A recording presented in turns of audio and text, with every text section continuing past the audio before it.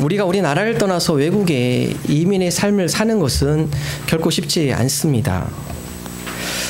마치 나무가 뿌리를 뽑아서 다른 곳에 그 뿌리를 심는 것, 마치 그것처럼 우리가 우리의 생활을 뿌리 뽑아서 다른 나라에 다시 심는다라는 것 결코 쉽지 않은 일입니다.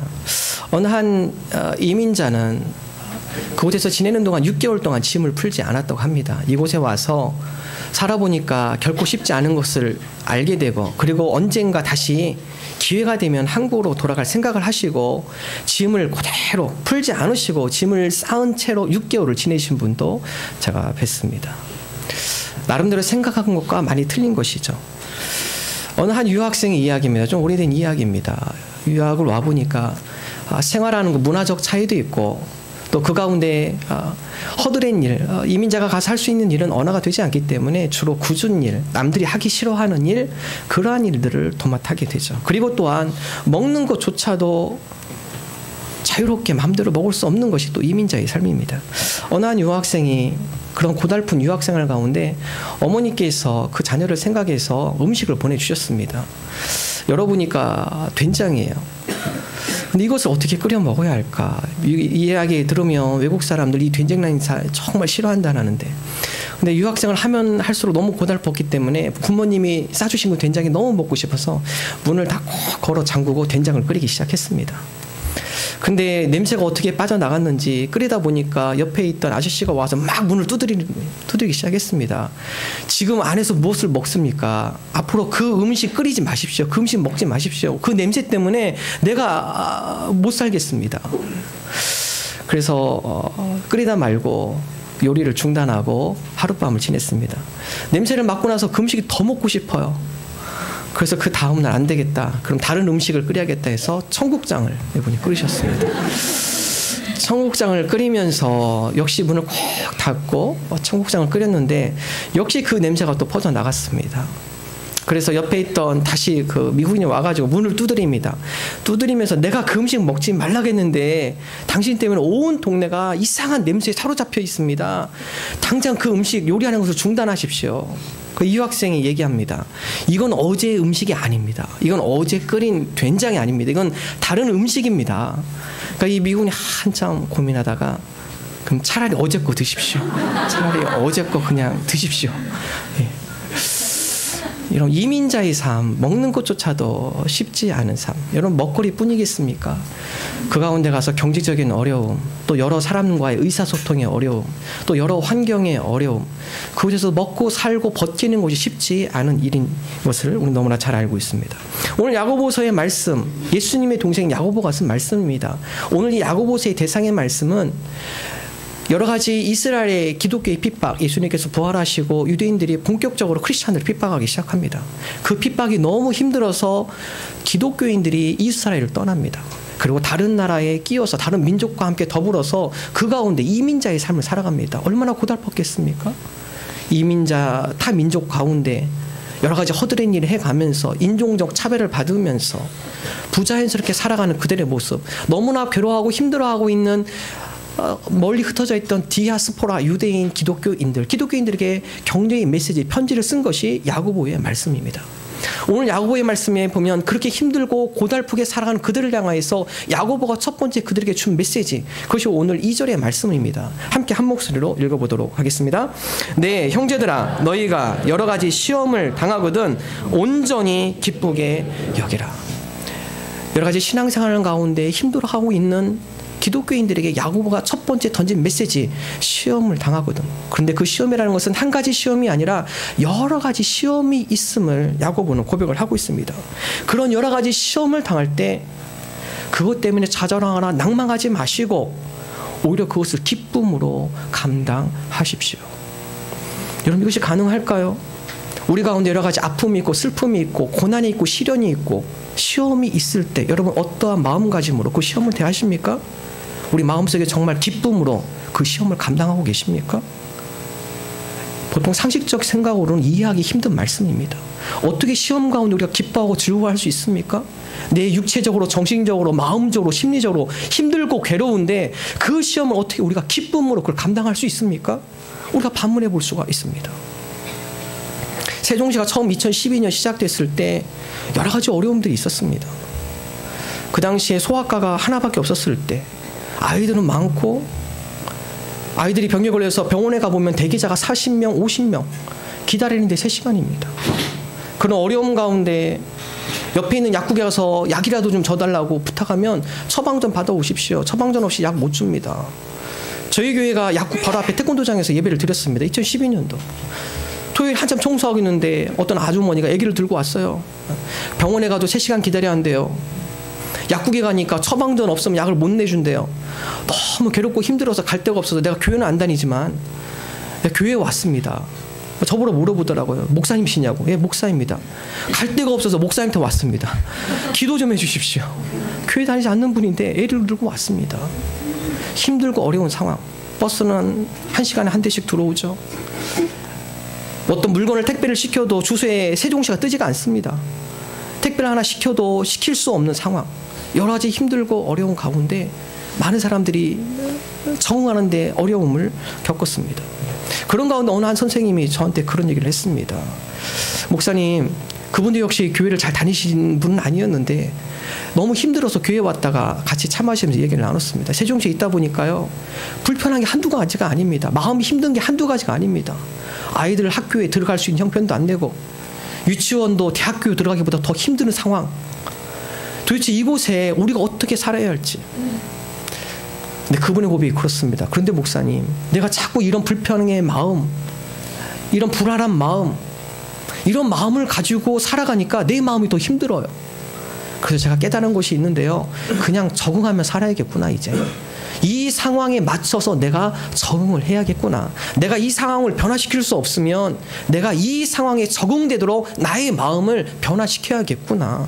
버스 1시간에 오는 거? 그래, 그럴 수 있지. 시작하는 도시니까. 소아과가 없어서 3시간 기다리는 거? 학교가 없어서 아이들을 OECD에 맞춰서 교육한다는데 벌써 28, 29명? 이해해야지.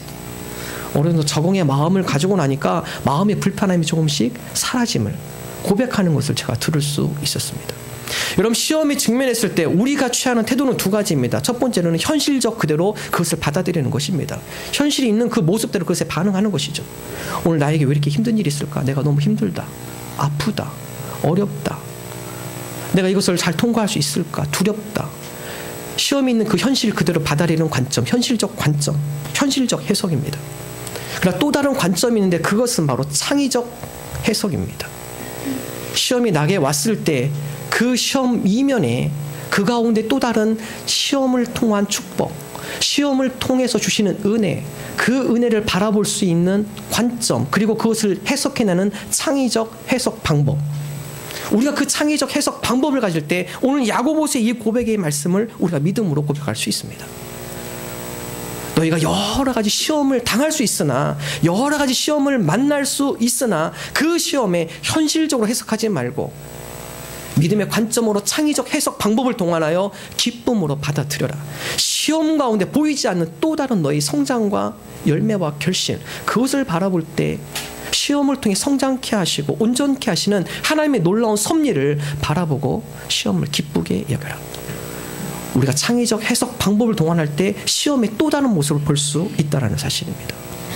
민수기 13장에 보면 이스라엘 백성이 가나안을 정탐합니다. 모세가 각 지파에서 12명 대표를 뽑습니다. 그리고 그들로 하여금 앞으로 우리가 갈 가나안 땅, 그곳을 미리 정탐하고 와라. 12명이 가서 40일 동안 가나안 땅을 정탐합니다. 정말 그 땅은 하나님께서 말씀하신 대로 적과 꿀이 흐른 땅이었습니다. 포도송이를 2 장정이 어깨에 메고 가는 열매가 풍성한 땅, 무화과와 석류가 일반 도시보다 훨씬 더 크게 열리고 풍성하게 열리는 열매가 풍성한 땅. 12명의 정탐꾼 가운데 현실을 봤습니다. 너무나 좋은 땅이에요. 그렇지만은 10명의 정탐관은 또 다른 모습을 보게 됩니다. 현실을 보게 됩니다. 그러나 우리가 그 땅에 들어갈 수가 없습니다. 이미 그 땅에 살고 있는 사람들은 네피림 족속, 거인 족속입니다. 우리보다 키가 2배나 크고 등치가 2배나 되어 있고, 그들에 비하면 우리는 메뚜기입니다. 그들은 현실적 해석 방법입니다. 우리가 어떻게 그 가나안 땅을 침범하고 그들을 내쫓을 수 있을까요? 우리가 어떻게 그러한 고난을 이겨낼 수 있을까요? 현실적 이해관계이죠. 그러나 여호수아와 갈렙은 또 다른 관점을 가졌습니다. 맞습니다. 당신들이 얘기하는 것처럼 저 땅에 사는 사람들 거인족입니다. 그들에 비하면 우리는 메뚜기 맞습니다. 그렇지만 우리가 보지 못하는 또 다른 것이 있습니다. 하나님께서 이미 약속하신 땅이었고 하나님께서 우리와 함께 하시면 우리가 두렵지 않고 그 땅을 차지할 것입니다. 또 다른 해석의 방법입니다. 민수기 14장 9절의 말씀, 여호수아와 갈렙의 고백이죠. 함께 한 목소리로 읽겠습니다. 그 땅 백성을 두려워하지 말라. 그들은 우리의 먹이라. 그들의 보호자는 그들에게서 떠났고 여호와는 우리와 함께 하시느니라. 그들을 두려워하지 말라.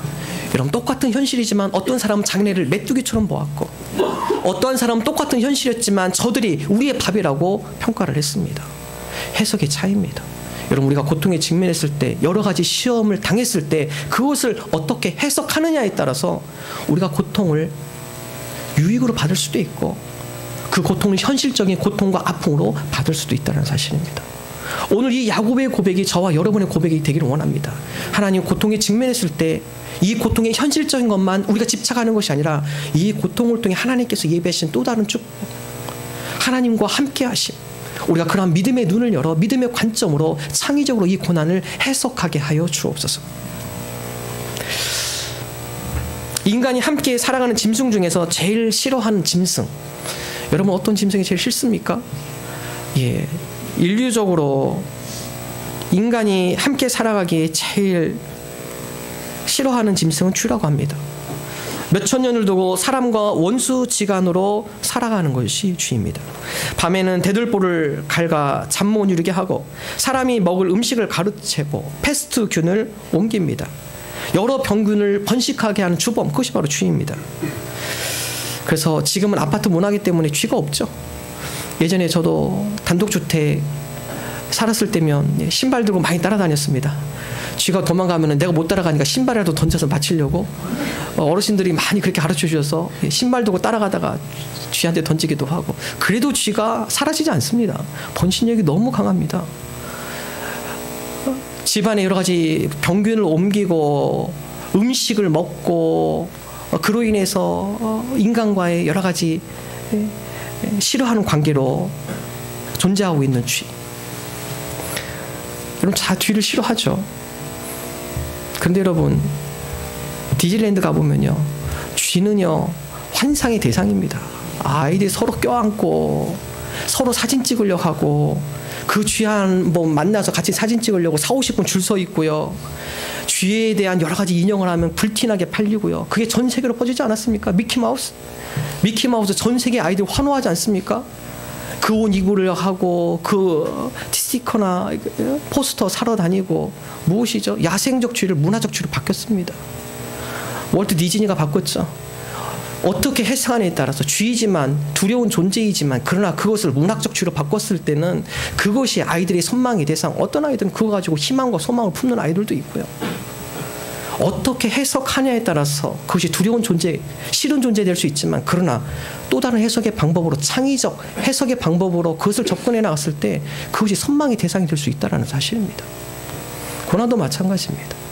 우리가 우리 주변에 우리 상황 가운데 여러 가지 아픔과 슬픔과 어려움, 고난이 있지만 그 고난을 창의적 해석 방법으로 우리가 이해해 나갈 때, 비록 우리 눈에 잘 보이지 않지만 믿음의 관점으로, 믿음의 시각으로 하나님의 약속의 말씀을 믿으며 하나님, 이 고난을 통해 주님께서 우리에게 주는 선물, 이 고난을 통해 우리를 더 성장케 하시는 하나님의 놀라운 계획, 우리가 이런 창의적 해석 방법으로 여러 가지 고난에 직면했을 때 믿음으로 기뻐하며 나가는 저와 여러분 되시기를 주님의 이름으로 축원합니다.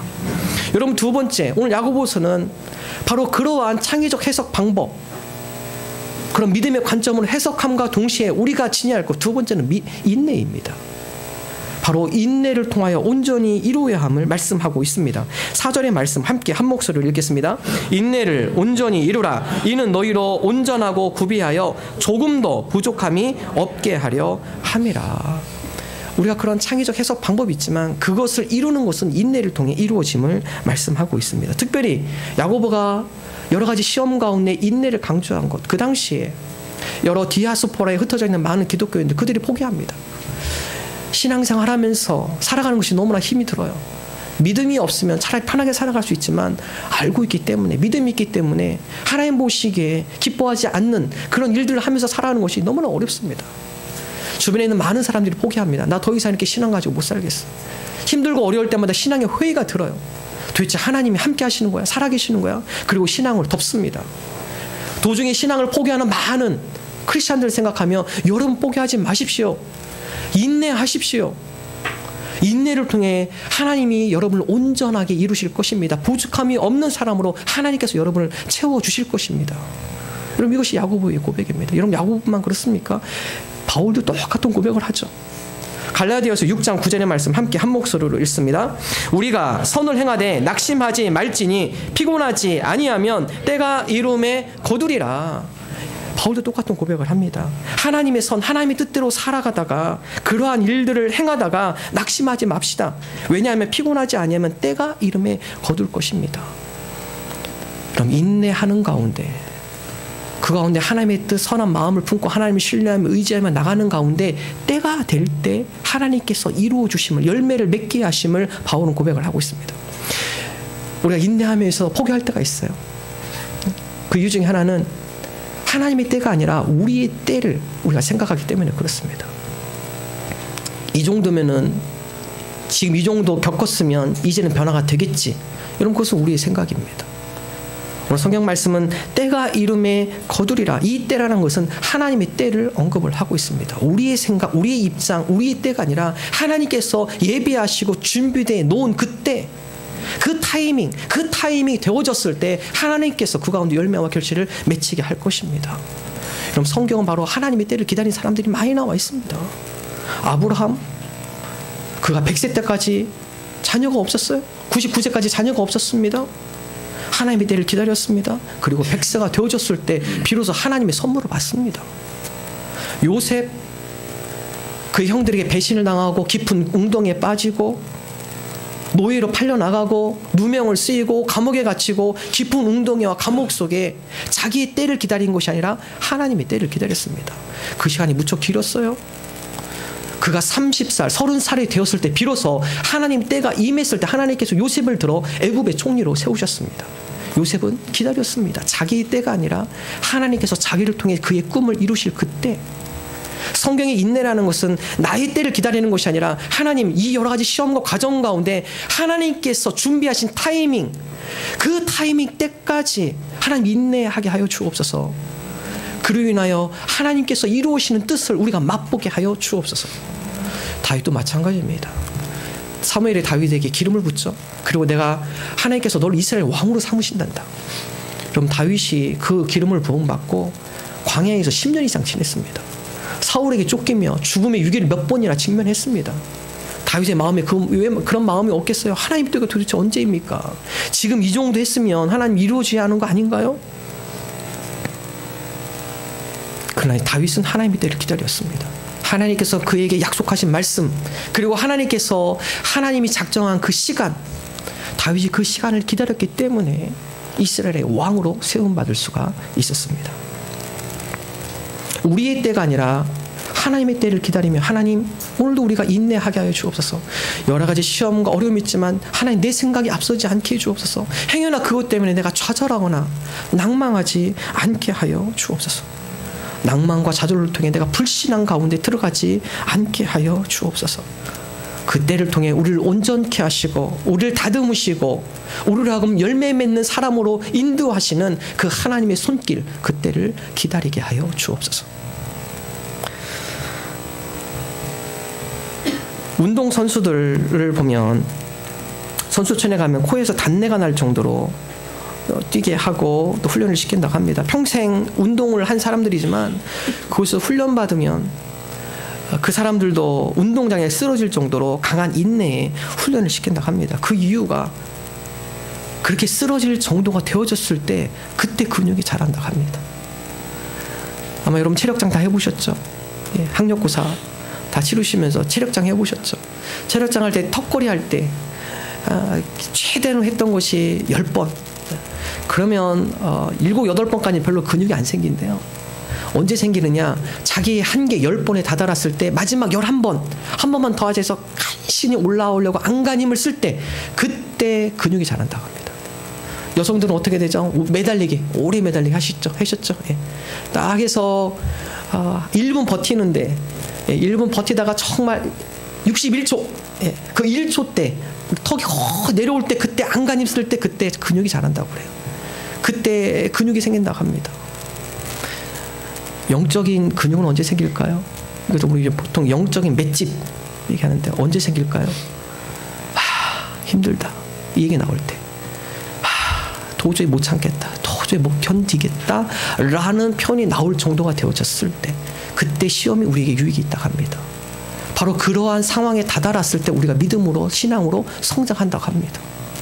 그런 시험과 시련을 통해서 인내할 때, 포기하지 않을 때, 낭망하고 좌절하지 않을 때, 그것을 버티고 있을 때 그때 바로 우리가 좀 더 온전해지고 부족함이 없는 사람은 하나님께서 우리를 채워주신다는 것입니다. C.S. 루이스가 옥스퍼드 대학에서 강연하는 가운데 한 학생이 질문을 합니다. 신에 대한 여러 가지 의문을 가지고 다음과 같은 질문을 던집니다. 신이 존재하고 그가 선한 신이라면 왜 이 세상에는 이렇게도 설명할 수 없는 고통스러운 일들이 많은 겁니까? 이해가 되지 않는, 상식적으로 이해할 수 없는 그러한 일들이 많이 일어나는, 그런 걸 보면서 정말 하나님이 존재하는지 의문스럽습니다. 루이스가 다음과 같은 답변을 던집니다. 왜 그럴까요? 그렇지 않아도 인간은 교만하기 짝이 없는데 고통마저 없다면 인간은 얼마나 더 교만하겠습니까? 이 의미는 우리로 하여금 더욱더 모난 부분을 다듬으시고 깎으시고 우리로 하여금 부족한 것을 더 연단하시는 하나님의 과정, 인내하는 과정 가운데 여러 가지 시험과 어려움이 있지만, 이해할 수 없는 고난이 있지만, 그러나 그러한 고난 가운데 우리 자신의 나약함을 알게 되고 우리의 부족함을 알게 되고, 그리고 우리를 겸손하게 하시고 우리로 하여금 우리의 힘으로 살아가는 것이 아니라 하나님을 내가 의지해야만 살아갈 수 있겠구나 라는 믿음의 고백. 시험의 인내를 통해 우리가 하나님 앞에 겸손하게 되어지고 하나님을 더 신뢰하는 믿음이 우리 가운데 생긴다는 것입니다. 바로 이런 과정을 통해 우리가 더욱더 온전해짐을 야고보서는 고백을 하고 있습니다. 오늘 아침에 어느 한 목사님께서 페이스북에 올린 사진을 하나 보았습니다. 김동호 목사님께서 올리신 사진인데요. 한번 볼까요? 해안가에 어느 누군가가 돌을 쌓았습니다. 그리고 목사님께서 다음 같은 글을 썼습니다. 누가 쌓았을까? 그리고 얼마나 걸렸을까? 저렇게 쌓은 후 얼마나 기뻤을까? 여러분 참 신비하게 잘 쌓은 것 같아요. 또 돌이 넘어지지 않는 걸 보면 참 신비합니다. 그러면서 그 목사님 다음 같은 글을 썼습니다. 그 돌을 보면서 하나님이 나를 쌓으신다. 후딱하면 도망가고 자빠지고 말 안 듣는 나를 포기하지 않으시고 하나하나 정성껏 쌓으셨다. 막돌 같은 내 인생을 작품으로 쌓으셨다. 하나님의 손에 붙들리면 막돌 같은 내 인생도 저렇게 근사해지리라. 예쁘다, 근사하다. 짧은 글이지만은 아주 마음에 와닿는 글이었습니다. 사도 바울의 고백입니다. 나 같은 사람도 하나님께서 은혜로 구원해 주시고 나 같은 사람을 하나님의 은혜로 도구로 써주신 것, 이것이 바로 하나님의 은혜이군요. 여러분 그렇습니다. 우리가 하나님의 뜻 가운데 여러 가지 시험이 있을 때 우리가 포기하고 낭망하는 것이 아니라 그 가운데 믿음 가운데 인내할 때 하나님께서 우리를 다듬기 시작하십니다. 우리의 모난 부분을 꺾기 시작합니다. 우리의 교만한 것을 꺾기 시작합니다. 그리고 우리가 철저히 하나님을 의지하며 신뢰하며 하나님 앞에 매달릴 수 있도록 우리의 믿음을 연단해 주십니다. 바로 그랬을 때 우리가 더욱더 온전한 모습으로 변화될 줄로 믿습니다. 우리가 여러 가지 시험이 있지만 인내하는 저와 여러분 되시기를 주님의 이름으로 축원합니다. 마지막 세 번째, 이러한 시련과 어려움이 있을 때 우리가 인내하고 싶고 또 창의적 해석 방법을 갖고 싶어요. 그런데 이것이 우리의 지혜와 능력은 되지 않습니다. 그래서 야고보는 모든 것을 꾸짖지 아니하시고 후회해 주시는 하나님 앞에 지혜를 구하십시오 말씀하고 있습니다. 5절의 말씀입니다. 우리 함께 5절의 말씀 한 목소리로 읽습니다. 너희 중에 누구든지 지혜가 부족하거든 모든 사람에게 후회해 주시고 꾸짖지 아니하시는 하나님께 구하라. 그리하면 주시리라. 야고보가 마지막 5절을 통하여서 시험, 여러 가지 시험과 인내 가운데 있는 그들로 하여금 권면의 말씀, 지혜를 구하십시오. 여기서 지혜라는 것은요, 여러 가지 시험과 어려움을 극복할 수 있는 하늘의 지혜, 하늘의 이해력, 하늘의 능력, 그 지혜를 구하십시오. 우리의 힘으로 감당할 수 없고 우리의 힘으로 그것을 이길 수 없기 때문에, 견딜 수 없기 때문에 하나님께 주신 힘과 능력과 지혜로 그것을 잘 견디시기 바랍니다. 여러분, 고난이 있을 때 어떻게 하십니까? 그 문제를 가지고 하나님께 지혜를 구하십시오. 하나님, 오늘 내가 당면한 이 문제 어떻게 해결할까요?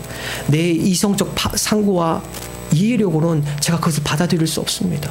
하나님, 그것을 건너갈 수 있는, 이해할 수 있는 지혜를 나에게 허락하여 주옵소서. 그 상황을 받아들일 수 있는 넉넉한 마음을 주시옵소서. 그 상황을 변화시킬 수 있는 주님의 능력으로 함께하여 주옵소서. 우리의 힘이 아니라 하나님의 지혜, 하나님의 힘, 하나님의 능력을 구하는 자, 하나님께서 그들에게 선물로 그 어려움을 이길 수 있도록, 그 어려움을 능히 감당할 수 있도록, 또한 그 상황을 변화시킬 수 있도록 지혜와 능력을 주실 줄로 믿습니다. 지난 주간 이어령 교수님이 쓰신 지성에서 영성으로라는 책을 예전에 한번 읽어봤지만 또 감동이 돼서 한번 더 읽어봤습니다. 이어령 교수님 전 문화부 장관이셨고 예화여대 국문과 교수님이셨죠. 그 책에 보면 마지막 부분에 그의 딸 이민아 목사님 쓰신 글들이 있습니다. 그분은 지금 돌아가셨고요. 원래 목사님이 아니라 변호사였습니다. 이분이 30살 때 예수님을 영접하게 됩니다. 그 이유는 몸이 너무나 힘들고 어려워서 병 때문에 어디 의지할 곳을 찾고 싶어서 교회를 나가게 됩니다. 그리고 신앙생활을 하게 됩니다. 그러는 마음 가운데 자기의 병이 낫지 않자 신앙의 회의가 들기 시작합니다. 하나님 존재 살아 계시는 건가? 하나님이 살아 계시다면 왜 내가 이렇게 힘들어야 하는가? 하나님의 백성이라고 하면서 왜 하나님의 백성에게는 고통을 주시는가? 나의 병에서 내가 해방되어지지 않는가? 여러 가지 그런 신앙적 회의 때문에 한동안은 교회를 다니지 않습니다. 6개월 동안 교회를 나가지 않습니다. 그런 가운데 어느 한 친구가 미국에서 있으면서 교회에 하용준 목사님 오셨는데 같이 말씀을 들었으면 좋겠다 해서 친구가 이민아 변호사를 초청해서 함께 예배를 참석합니다. 예배를 참석하는 가운데 앞에 서서 설교하시는 목사님이 다음 같은 얘기를 합니다. 여러분, 저도 암입니다. 저는 암 환자입니다. 그럼에도 불구하고 하나님의 은혜가 내게 너무 커서 그 은혜에 제가 갚을 길이 없어 기쁨으로 제가 헌신하고 있습니다. 이 얘기를 들었을 때 이민아 변호사 귀가 번뜩합니다. 아니, 나도 똑같은 병을 앓고 있는데 어떻게 저 사람은 그 가운데 좌절과 실망과 하나님에 대한 실망의 모습은 없고 오히려 더 감격하며 오히려 더 감사하며 살아가는가? 그러한 의무심을 가지고서 그 목사님의 여러 말씀을 계속 지속적으로 듣기 시작합니다. 그리고 나서 그의 마음 가운데 조금씩 변화가 일어나기 시작합니다. 그리고 그가 종양에 걸려서 수술을 받게 됩니다. 수술을 받고 수술이 끝났는데 그를 수술한 유태인 의사가 다음과 같은 질문을 합니다. 당신 혹시 신을 믿습니까? 예, 저 신앙생활 해서 나 하나님 믿습니다. 그러면 오늘 당신 하나님께 감사하십시오. 당신 종양 걸려서 조그만 그거 떼려고 열어봤는데 당신이 이미 갑상선 암입니다. 열어보니까 갑상선 암이 있어서 그걸 드러냈습니다. 그런데 신기한 것은 제가 여태껏 수술하면서 한 번도 보지 못한 또 의학적으로 해석할 수 없는 암입니다.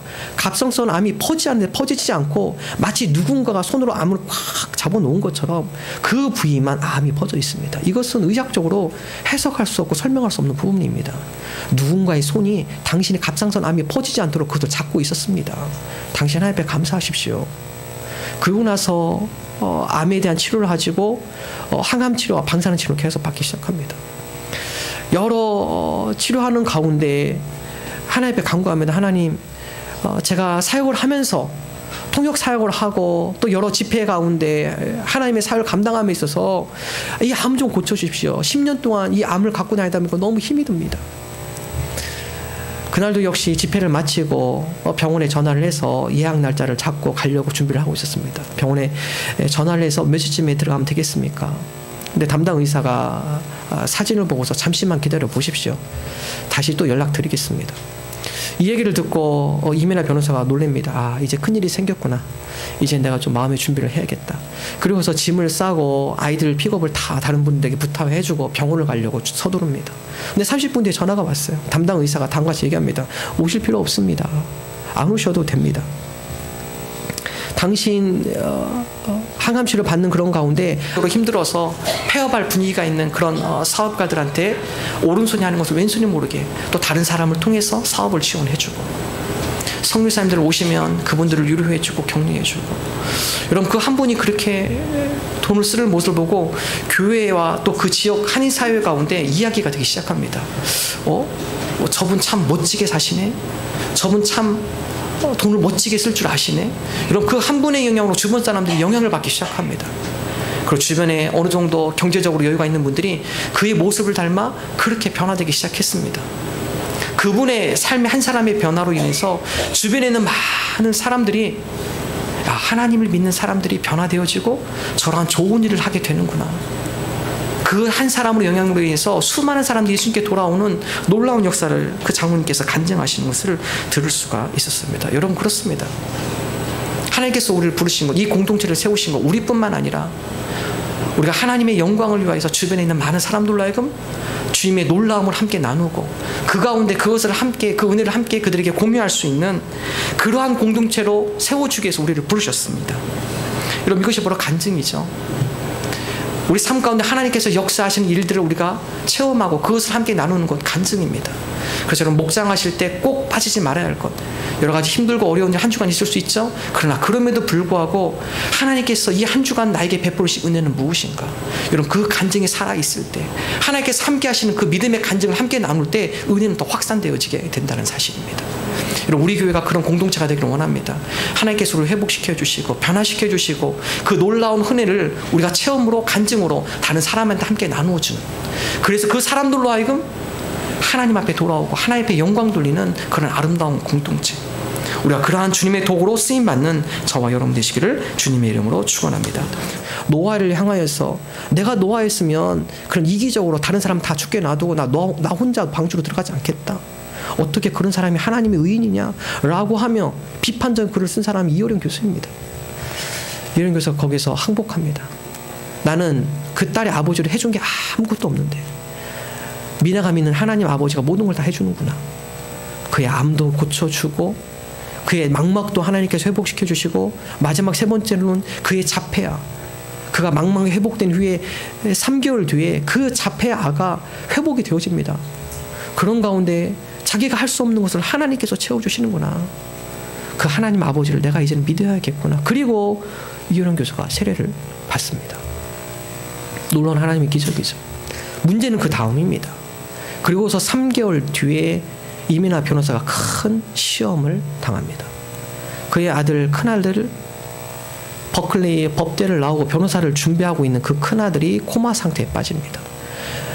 원인을 모를 의식불명에 빠지게 되어집니다. 하나님께 살려달라고 애원을 했고 기도를 했지만 결국 그 아들이 살아나지 못합니다. 19일 만에, 병원에 들어간 지 19일 만에 세상을 떠납니다. 그 시험 앞에 어떻게 이것을 해석해 나갈까요?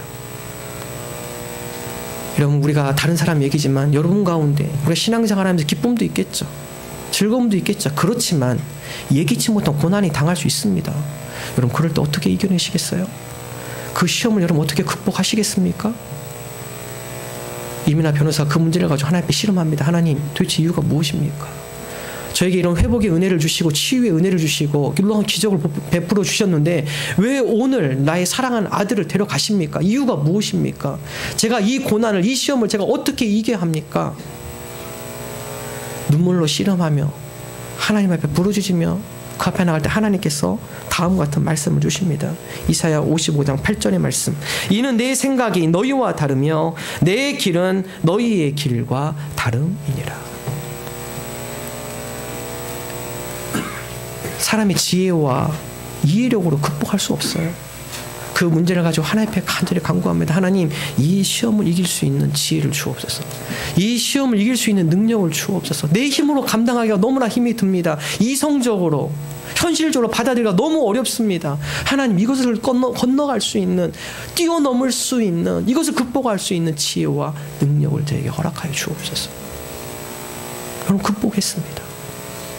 그리고 그가 캘리포니아에 있는 수많은 비행 청소년들, 그들을 자기 아들로 삼고 그들을 변호하며 그들을 변화시키는 위대한 사역을 그가 감당하게 됩니다. 여러분, 그렇습니다. 우리가 감당하지 못할 시험이 너무 많이 있습니다. 그럴 때마다 여러분 어떻게 하실까요? 오늘 야고보는 그럴 때마다 우리에게 꾸짖지 아니하시고 후히 주시는 하나님 앞에 지혜를 구하십시오. 그분에게 능력을 구하십시오. 우리의 힘으로 감당할 수 없기에 하나님의 은혜를 구하십시오. 여러분, 바울은 이미 그런 고백을 했죠. 자기 부인의 고백입니다. 여러분과 신앙생활을 한다는 것, 도덕주의자, 율법주의자들은요, 자기의 감정, 의지, 양심을 가지고 자기가 얼마든지 잘 살 수 있다고, 선한 길로 갈 수 있다고 고백하는 사람들, 그들의 마음에는 하나님의 은총이랑 하나님의 은혜라는 것은 전혀 존재하지 않습니다. 그럼 바울도 그런 율법주의에 사로잡혀서 한계를 느낍니다. 내 힘으로 감당을 될 수 있는 것이 아니구나. 바울의 고백, 갈라디아서 2장 20절, 내가 그리스도와 함께 십자가에 못 박혔나니 그런즉 이제는 내가 사는 것이 아니요 내 안에 그리스도께서 사시는 것이라. 내가 이제는 내 힘으로 사는 것이 아니라 나를 사랑하시고 나를 용서하시고 나와 함께 하시는 하나님의 아들 예수 그리스도의 능력으로 내가 살아가노라. 여러분, 그렇습니다. 여러 가지 시험과 고난 가운데 우리의 힘과 지혜로 그것을 감당하는 것이 아니라 하나님 우리에게 하늘의 지혜를 허락하여 주옵소서. 하늘의 능력을 허락하여 주옵소서. 그래서 그 고난과 시험을 이해하게 하시고 그 시험을 건너갈 수 있는 힘과 능력을 함께 하시고 주님의 능력으로 그 시험 가운데 능력으로 함께 하여 주옵소서. 마지막 시편 2편 12절의 말씀 함께 한 목소리로 읽습니다. 여호와께 피하는 모든 사람은 다 복이 있도다. 하나님, 우리가 여러 가지 시험 가운데 세상으로 피하는 것이 아니라 나 자신 속으로 들어가는 것이 아니라 오늘 그 시험 앞에 여호와 앞에 피하는 자들 되게 하여 주옵소서. 여호와께서 지혜 주시고 힘 주시고 능력 주시어서 능히 이기고도 남는 그런 성도의 삶 되게 하여 주옵소서. 우리가 그러한 믿음으로 고백하며 나가는 저와 여러분 되시기를 주님의 이름으로